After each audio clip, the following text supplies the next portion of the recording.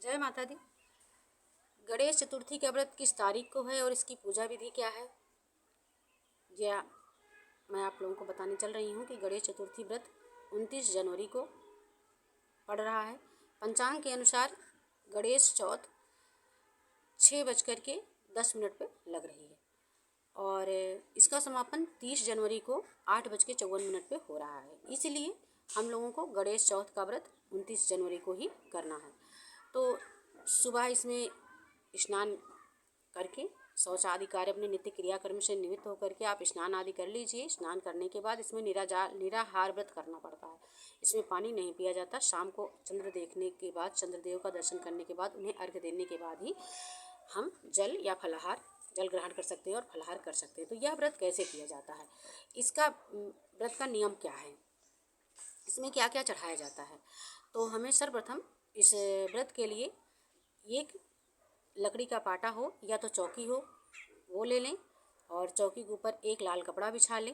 लाल कपड़ा बिछा लें और उसके बाद गणेश की मूर्ति हो या तो गणेश मिट्टी के बना लें, नहीं तो सुपारी के गणेश जी बनाए जाते हैं। अधिकतर लोग सुपारी के ही गणेश बना करके पूजा करते हैं।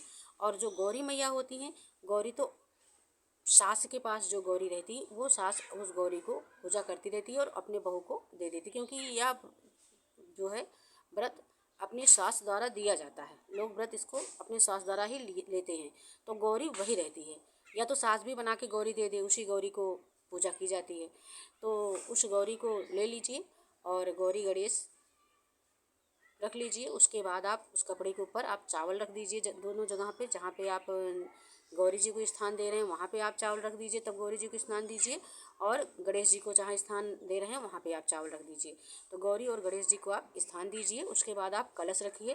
कलश के नीचे भी आप चावल रख के तो कलश रखिए। लोटे में जल भर कर एक कलश रखिए, उस पर आप आम का पल्लव डालिए। कलश के जल में आप हल्दी डालिए, कुमकुम डालिए, दुर्बा डालिए। दुर्बा अति आवश्यक है, दुर्बा डाल दीजिए। आप पल्लव रख दीजिए। पल्लव के ऊपर आप पूर्ण पात्र या तो आपकी कोई कटोरी है, कटोरी में आप चावल भर के रख लीजिए या तो जौ भर करके रख दीजिए। उसके ऊपर आप दीपक जला दीजिए। दीपक में आप उतना घी डालिए जितनी देर तक कि आपकी पूजा पूरी हो जाए। आपकी पूजा जब तक पूर्ण ना हो दीपक बीच में बुझना नहीं चाहिए। दीपक जला करके आप रख दीजिए। अब आप भोजन में क्या क्या लगता है, क्या क्या चढ़ता है, ये सब आप देख लीजिए। पहले आप स्थान दे दिए हैं गणेश जी को और गौरी मैया को, और इसके लिए आप सबसे पहले स्नान कराइए गौरी जी को शुद्ध जल से। गौरी जी को या तो गंगा जल हो तो गंगा जल से, नहीं शुद्ध जल से आप स्नान कराइए गणेश जी को और माँ गौरी को स्नान कराइए। आप मौली आपके पास है या तो आपके पास कलावा है, या तो आप बहुत लोग साड़ियाँ चढ़ाते हैं, साड़ी रखे हों तो भी अर्पण कीजिए। कि वस्त्र पहले स्नान कराने के बाद पहले आप आसन दीजिए, उसके बाद स्नान कराइए। स्नान कराने के बाद आप वस्त्र अर्पण कीजिए। तो आप पास मौली है या तो कलावा है, नहीं तो आप वस्त्र जो लिए हैं वो वस्त्र आपके पास है, वस्त्र अर्पण कीजिए, चढ़ा दीजिए। उसके बाद आप सर्वप्रथम हल्दी लगाइए, गणेश जी को हल्दी लगाइए, गौरी जी को हल्दी लगाइए। उसके बाद आप कुमकुम लगाइए गणेश जी को और गौरी मैया को कुमकुम लगा दिए। कुमकुम चढ़ाइए, चंदन चढ़ाइए, फिर सिंदूर चढ़ाइए। सिंदूर यहाँ दोनों गौरी मैया को भी सिंदूर चढ़ता है और गणेश जी को भी सिंदूर चढ़ता है। पहले आप गणेश जी को सिंदूर अर्पण कीजिए, फिर गौरी माँ को सिंदूर अर्पण कीजिए और गौरी माँ को सिंदूर अर्पण करने के बाद आप अपने मांग में लगा लीजिए। उसके बाद आप पुष्प चढ़ाइए। पुष्प गणेश जी को पीला पुष्प अति पसंद है। आप गणेश जी के लिए पीला पुष्प अर्पण कीजिए। अक्षत चढ़ाइए और शमी का शमी पत्र भी गणेश जी को अति प्रिय है। आप शमी पत्र गणेश जी को चढ़ा दीजिए। और इसके बाद आप दुर्बा अति आवश्यक व्रत में, गणेश जी के व्रत में और गणेश जी की पूजा और गौरी माँ की पूजा में दुर्बा अति आवश्यक है। आप दुर्बा गणेश जी को भी चढ़ाइए और गौरी माँ को दुर्बा चढ़ाइए। दुर्बा चढ़ाने के बाद आप पुष्प की माला बनाए हों तो आप पुष्प की छोटी छोटी माला बनाए हों तो भगवान को पुष्प की माला चढ़ा दीजिए। पुष्प की माला चढ़ाने के बाद आप भोग लगाइए। भोग में इसमें तिल और गुड़ का लड्डू बनता है। माघ माह के कृष्ण पक्ष में जो गणेश चौथ पड़ती है, इसका तिलकुटा नाम ही है। तो आप इसमें तिल के लड्डू बना लीजिए। तिल के लड्डू इसमें तिल भूनी ही नहीं जाती, कच्ची तिल में गुड़ मिला करके और उसके लड्डू बनाए जाते हैं। और लड्डू बना लीजिए, वो गणेश जी को और माँ गौरी को भोग लगा दीजिए। और अगर गणेश जी को मोदक भी प्रिय है, मिठाई भी कोई आप मंगाना चाहते हैं, भोग लगाना चाहते हैं, तो आप मिठाई भी ला करके गणेश जी को मिठाई का भोग लगाइए, लेकिन तिल तो अति आवश्यक है। तिल का भोग और तिल के लड्डू का भोग तो अति आवश्यक है इस व्रत में, इसका भोग लगा दीजिए। और इसमें क्या क्या चढ़ता है, इसमें आप शकरकंद चार अति चौथ है इसलिए 4 शकरकंद, 4 गन्ना, छोटे छोटे गन्ने काट करके 4 गन्ने, 4 मूलियाँ, 4 बैगन, 4 फल और 4 गाजर, ये तो अति आवश्यक में है। आप इतना सामान 4 ये अति आवश्यक में ये गणेश जी को अर्पण कीजिए, चढ़ाइए, ये चढ़ता ही है इस व्रत में। अब कहीं कहीं हम नहीं जानते, लेकिन इस तरफ क्या कहते हैं, जहाँ हम लोग रहते हैं प्रतापगढ़ की तरफ, इतना गणेश जी के चौथ के व्रत में ये चढ़ाया जाता है। ये अर्पण कीजिए, चढ़ाइए। उसके बाद भगवान को आचमनी कराइए, जल से आचमनी करा दीजिए।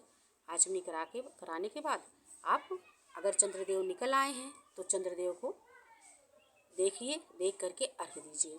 लोटे, एक पीतल का लोटा ले लीजिए, उसमें आप पुष्प डालिए, हल्दी डालिए, अक्षत डालिए और चंद्रदेव को जो इसे अर्घ घूम करके 4 बार घूम करके अर्घ इसमें चंद्रदेव को दिया जाता है। 4 बार घूमिए और इसका मंत्र है ऊं शं सोमाय नमः। इस चंद्रदेव को अर्घ देते समय आप मंत्र बोलिए ऊं शं सोमाय नमः। मंत्र बोल करके आप 4 बार चंद्रदेव को अर्घ दीजिए। अर्घ देने के बाद आप आरती करिए, आरती कर लीजिए गणेश जी की। आरती में आप थाल सजाइए, थाल में आप पहले स्वास्तिक बना लीजिए। स्वास्तिक बनाने का सही तरीका जो है, स्वास्तिक आप कुमकुम से कुमकुम रोली मिला के स्वास्तिक बनाया जाता है। और थाली में सर्वप्रथम आप स्वास्तिक हमेशा बीच वाली अंगुली से बनाया जाता है। इस अंगुली में आप थाली में एक खड़ी लाइन खींचिए और शुद्ध स्वास्तिक आप जिस तरफ खड़ी लाइन खींच रहे हैं और आप अपने दाहिने की तरफ स्वास्तिक का जो दूसरी लाइन खींची जाती है उनके मुंह वाली जो ऐसे बनता है वो आप अपने दाहिने करिए, दाहिने। जब इस तरफ आप दाहिने करेंगे फिर दूसरा इधर होगा, फिर ये इस साइड, फिर ये इस साइड, तो ये आपका शुद्ध स्वास्तिक होगा, सही स्वास्तिक होगा। तो जब आप स्वास्तिक बनाइए तो अपने दाहिने ही निकालिए। तो ये स्वास्तिक आप बना लीजिए, उसमें अक्षत रख लीजिए, पुष्प बिछा लीजिए, आप दीप लगा लीजिए, कपूर का भी, घी का भी, 2 बत्ती लगाइए, अगरबत्ती लगाइए और भगवान गणेश जी की, माँ गौरी की आरती कीजिए। आरती आप सभी जानते हैं, जय गणेश जय गणेश जय। मुझे तो बहुत अच्छा गाना वाना नहीं आता है, लेकिन आरती कर लीजिए। जय गणेश जय गणेश जय गणेश देवा, माता जाकी पार्वती पिता महादेवा। आरती कर लीजिए, भगवान को प्रणाम कीजिए और अच्छे से विनती कीजिए कि हे प्रभु, मुझसे जो कुछ बन पड़ा, जैसे बन पड़ा, आपकी जैसी कृपा संभव हुई मैंने आपका पूजन किया। और इसमें जो कुछ भूल चूक गलती त्रुटि अपराध हो जाए उसके लिए आप हमें क्षमा कीजिए और हमारे संतान की रक्षा कीजिए, हमारे परिवार की रक्षा, क्योंकि इसमें ये व्रत संतान के लिए किया ही जाता है। तो आप मेरे संतान को दीर्घायु प्रदान कीजिए, स्वस्थ रखिए, सदा सुखी रखिए और सदा उनकी रक्षा कीजिए। आप बुद्धि के दाता हैं, हम सबको, हमारे सारे परिवार को अपनी कृपा बनाए रखिए, बुद्धि प्रदान कीजिए। तो ऐसे क्षमा याचना करके आप जो है अपना व्रत का पारण कीजिए, क्योंकि इस व्रत में तो पूरा दिन पानी पिया ही नहीं जाता, निराहार व्रत ये किया जाता है। तो आप, और खाने के लिए इसमें अधिकतर खाने में भाई प्रतापगढ़ की तरफ तो यही खा जाता है, दूध और गंजी। शाम को गंजी महिलाएं अपना उबाल के रखती हैं और दूध के साथ गंजी मिला करके वही व्रत का फलाहार करती हैं, दूध गंजी मिला के। और ठंड बहुत है इसलिए भाई चाय वाय बना लीजिए, चाय वाय बना के चाय पीजिए और व्रत कीजिए। सब बोलिए गणेश भगवान की जय।